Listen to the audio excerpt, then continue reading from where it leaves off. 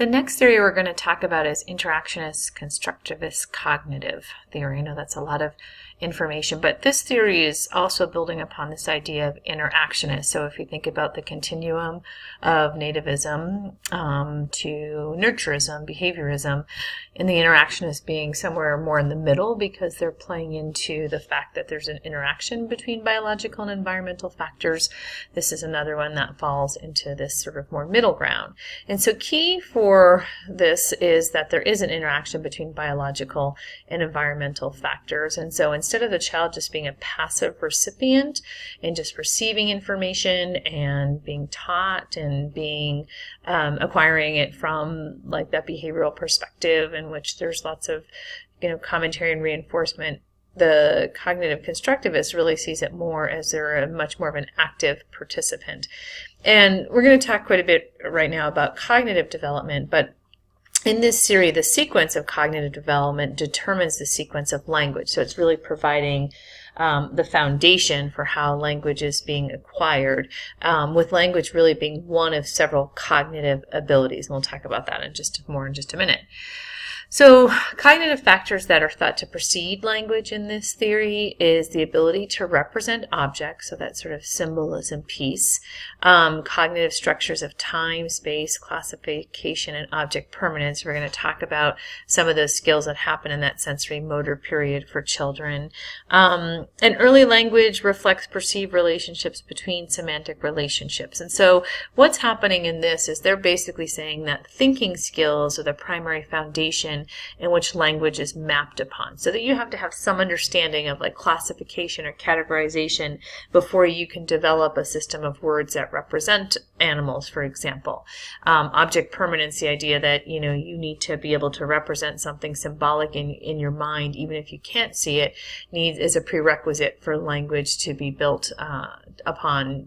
It's a foundation in which language is built upon, okay? And Jean Piaget is the person that's most identified with cognitive development, and he was an early developmental psychologist. And he was a key contributor and is to this day about how we think about cognition and language relationship. In Piaget's perspective, intelligence is dynamic and changing. And it used to be that we thought that what you had for sort of smart and IQ was something that you were born with. Obviously, the environment facilitated that in terms of your experiences and so on, but it wasn't something that was a moving target. And now some of you may have heard of concepts related to growth mindset, with the idea being that none of these skills and knowledge bases are set right from the beginning. A growth mindset would suggest that there is opportunity when you believe that their change can be made for students and for adults to actually change their absolute cognitive or IQ, those kinds of skills. So that's been a more recent evolution in more recent years. But again, intelligence is dynamic and is constantly changing.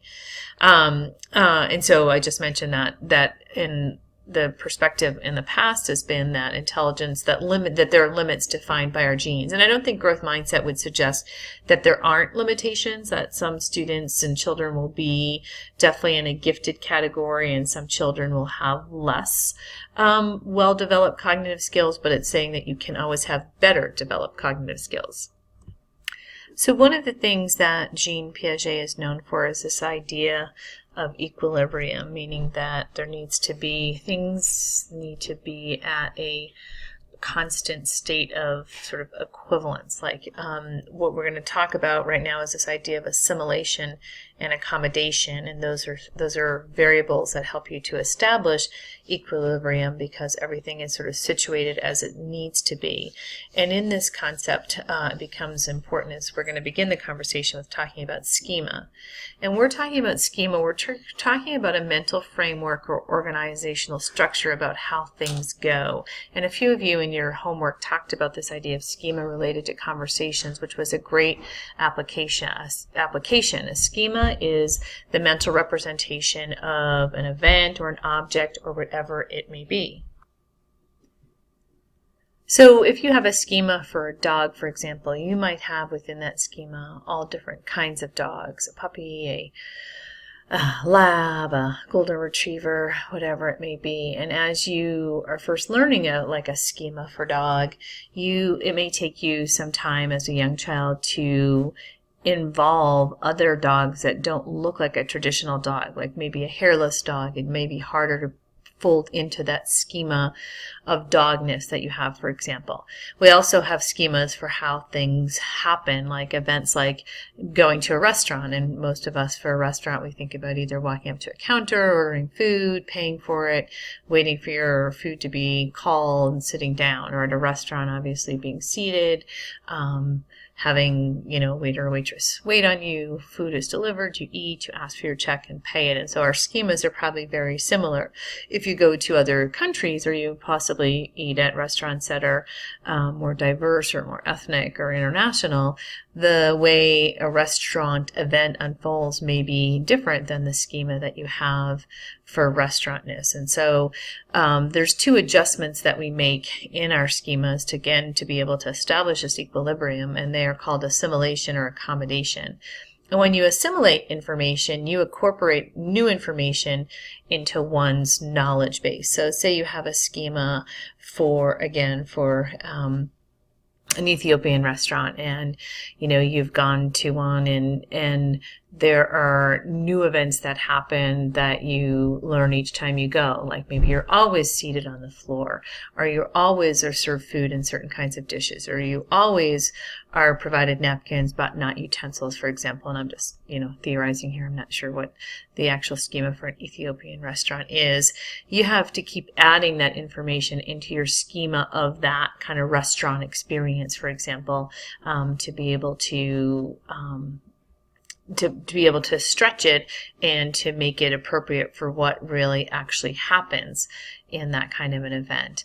And accommodation is when you actually make a change to what you already know about an event. And so when I talked about that idea of of restaurant, maybe the first time you went to an Ethiopian restaurant, there was loud bells ringing in the background. And so your schema for how that event goes always has that piece of music. And subsequent encounters you go to, you realize that was a one-time thing that isn't happening all the time.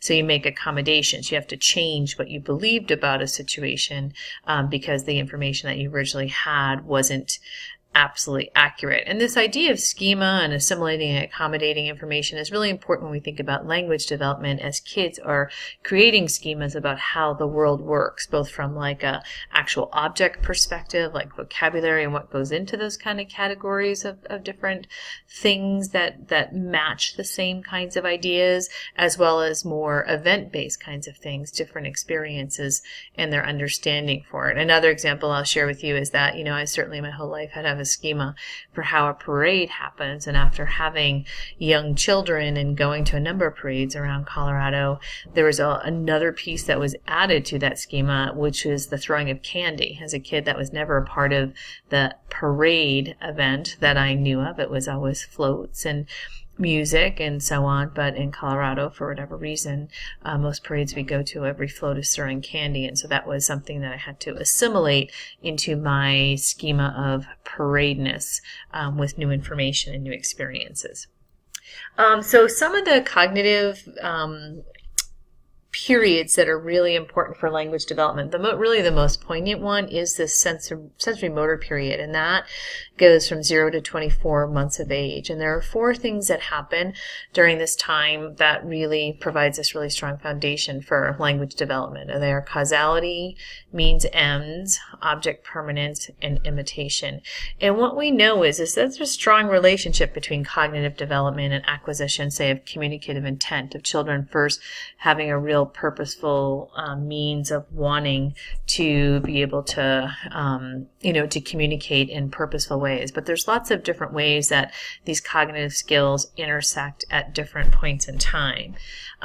Causality is an understanding that an infant can bring about change, and really that there's a known action and a consequence. And so, for example, a young baby may shake their foot and rattle rattles because it's on a Playmobil in their crib or something. But they don't understand, they're not realizing that they're actually affecting that change. And over time, through these experiences with the world, children develop this causality in terms of knowing that what they're doing is actually affecting change. And so you can see the importance for that. For language developments, when we think about intentional communication in a baby, say, for example, pointing to an item as a way of requesting it, they have to understand that they have that capability to affect the change of someone in their environment. So means end, another aspect of cognitive development, is really sort of a specialized form of causality. And so you can see as we talk about them, they're quite similar. And this is an understanding that problems can be solved mentally. So it's not quite just sort of like a motor movement, understanding that cause effect, but it's a little bit more complex. And in your text and your notes, it talks about this idea that, a child who will cry that their parent won't leave their room is obviously demonstrating causality, like a cause and effect, but it's a little bit more sophisticated because they're producing a specific behavior within a specific event, a specific end in mind. So they approach the problem with an anticipation of an outcome. Another way that people also talk about means end reflects more this idea of tool use. For example, a child who can reach for something and like a string on a toy and pull it to them. That's also an example of means end, more of a physical piece of things. But again, really what makes it more complex in causality is that there's more of a higher level thinking to be able to think about what the outcome is going to be for that. And so you can see, again, this idea of how this is going to reflect on language development as a child is learning more about what they want and how they can get it. They're developing words to be much more specific about the outcome that they want. And so instead of just a reaching for an item, now they can use specific words as first words are acquired to be able to get what they want. So a cookie versus, say, milk, for example. Object permanence is another cognitive area of development in the sensory motor period, and one they're probably all familiar with from undergrad psychology classes, but it's the ability to represent objects mentally, and it's an understanding that an object exists when it's out of sight. So a young baby, 3 months of age, you might show them a stuffy and they're super excited, and then you put the stuffy down and put a cover over it, like a blanket or something. That child is no longer looking for that stuffy because they're not able to mentally represent that there's this stuffed animal in their mind. So when it's out of sight, it's out of mind. Object permanence is that you're aware that it still exists even when you can't see it. And there's a number of stages of object permanence. I think there are 6, and we're not going to talk about them necessarily at this point, nor do you need to memorize them, but the idea that it's just not an all or nothing kind of thing. So one of the stages may be like a child can realize it if it's partially hidden versus completely hidden, that kind of thing.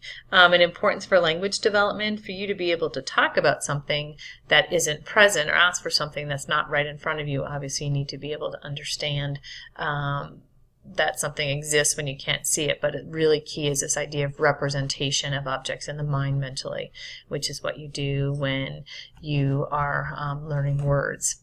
And then the last area of cognitive development is this idea of imitation. So this is just copying, trying to do the same thing as something that's been modeled for you. And it's interesting, imitation, the ability to imitate, theorists suggest that it's the ability to construct an internal representation of the behaviors of others, with the idea that if a parent is sticking out their tongue and babies are able to also do the same thing, that they have to have an internal representation that they're holding on to of what was just modeled for them to be able to do it. The interesting thing about imitation, and there's a number of links in your notes to be able to take a look at some of these imitation tasks, is that even when babies are first born, within a first day or two, that there's been research that shows they have some imitation skills right from the get-go, which means that would suggest that there's really something that's internal and that children are born with some of these skills. So when we think about interaction of behavior, I mean, with environment and genes and so on, some of these skills may be a little bit more hardwired than others. And importance for language development is that children learn by imitating. So when we start talking about some of our strategies for language development and language facilitation, we'll talk a lot about the kind of modeling that we do for kids to help them to be able to understand, to be able to give model for kids and encouraging them to imitate it. And that's one of our key strategies as speech-language pathologists for children to learn language. So some of the supports for the cognitive theory of language development is that it really represents the reality of young children, and so the kinds of behaviors that they're talking about in terms of children interacting with their world and becoming more knowledgeable about their world based on these